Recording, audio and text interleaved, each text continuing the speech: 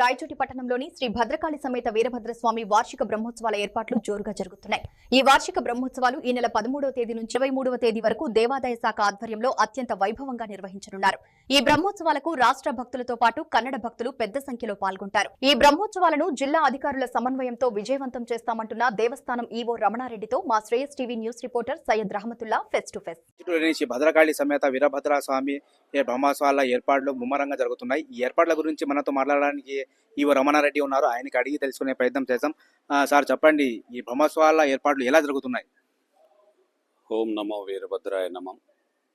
ముందుగా శ్రేయ న్యూస్ వారికి నా ధన్యవాదాలు. అన్నమయ్య జిల్లా రాయచోటి పట్టణం మాండవ్య నదీ తీరమున వెలిసిన శ్రీ భద్రకాళి సమేత వీరభద్ర స్వామి దేవస్థానం యందు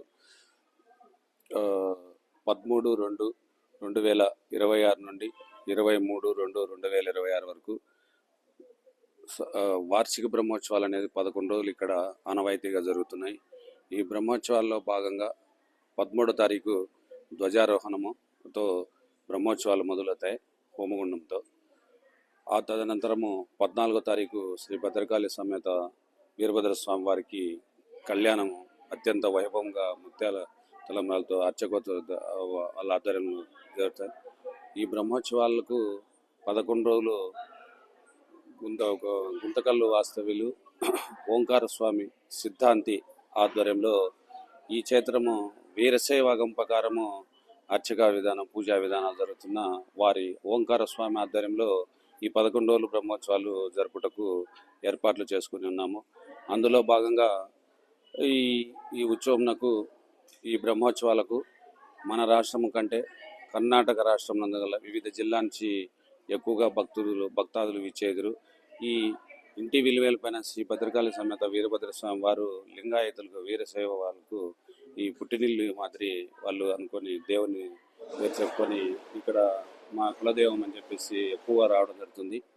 ఈ బ్రహ్మోత్సవాల్లో మెయిన్ ఘట్టం వచ్చేసి 19వ తారీఖు నంది ఉత్సవం నైట్. ఈ ఉత్సవం నాకు దాదాపు 50,000 మంది పైనే కర్ణాటక భక్తులు రావడం జరుగుతుంది. తదనంతరము 20వ తారీఖు ఉదయము గ్రామోత్సవం నంది ఉత్సవం గ్రామోత్సవం ఉదయం 20వ తారీఖు 5 గంటలకు అగ్నిగుండ ప్రవేశం ఉంటుంది. ఈ అగ్నిగుండ ప్రవేశం అనేది బ్రహ్మోత్సవాల్లో మెయిన్ ఘట్టము.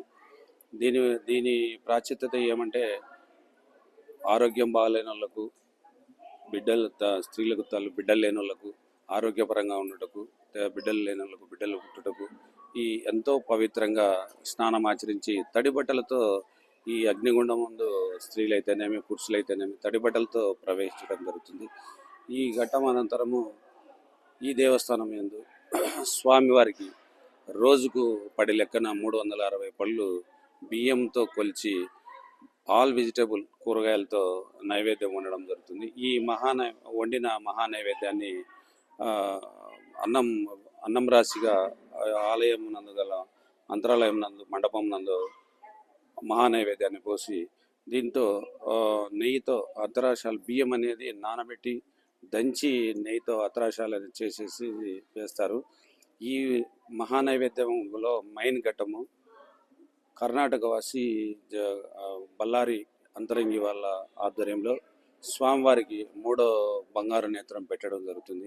ఈ 3వ నేత్రం పెట్టినప్పుడు మాత్రమే స్వామివారు గతంలో 365 రోజుల్లో సౌమ్యంగా మీసం లేని వీరభద్రుడు కనుక సౌమ్యంగా ఉండే వీరభద్రుడు ఆ బంగారు నేత్రం పెట్టిన తర్వాత ప్రళయకాల వీరభద్రుడిగా విజృంభించి భయంకరంగా కనపడతాడు ఆకారంలో స్వామివారు.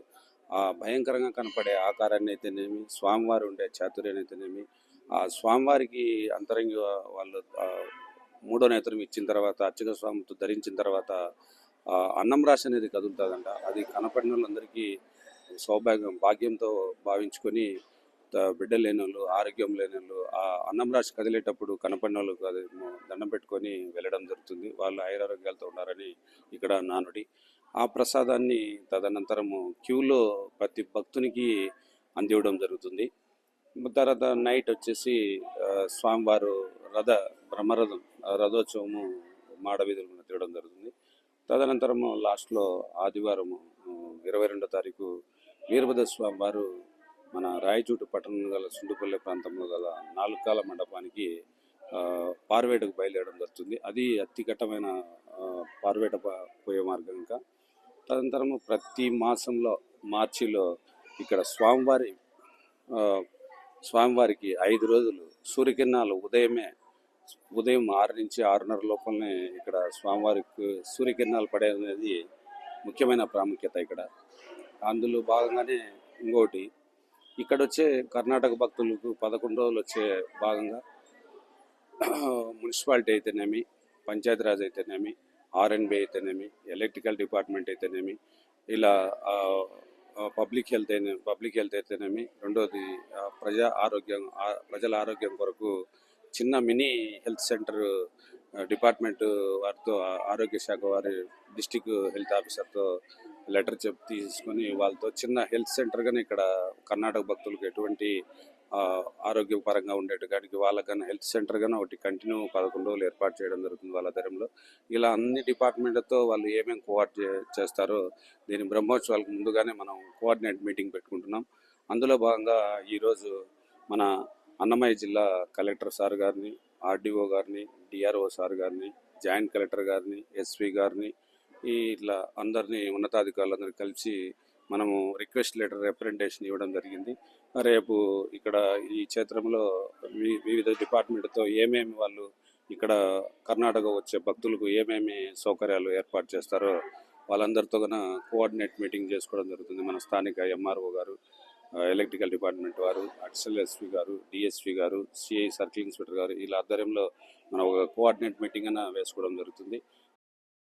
మేము ఇచ్చే మినిట్స్ మేరకు వేరీ చేసుకొని ఎక్కడ ఎటువంటి భక్తులకు ఎటువంటి ఇబ్బంది జరగకుండా ఉండేందుకు అన్ని ఏర్పాట్లు చేయించున్నాము. దీంట్లో భాగంగా భక్తులకు త్రాగునీరు అనేది ముఖ్యము. వాళ్ళకన్నా ఈ మధ్యనే మన గౌరవనీయులు పెద్దలు మండిపల్లి రాంప్రసాద్ గారు దక్షిణ భాగంలో ఒక బోర్ వేయించడం జరిగింది.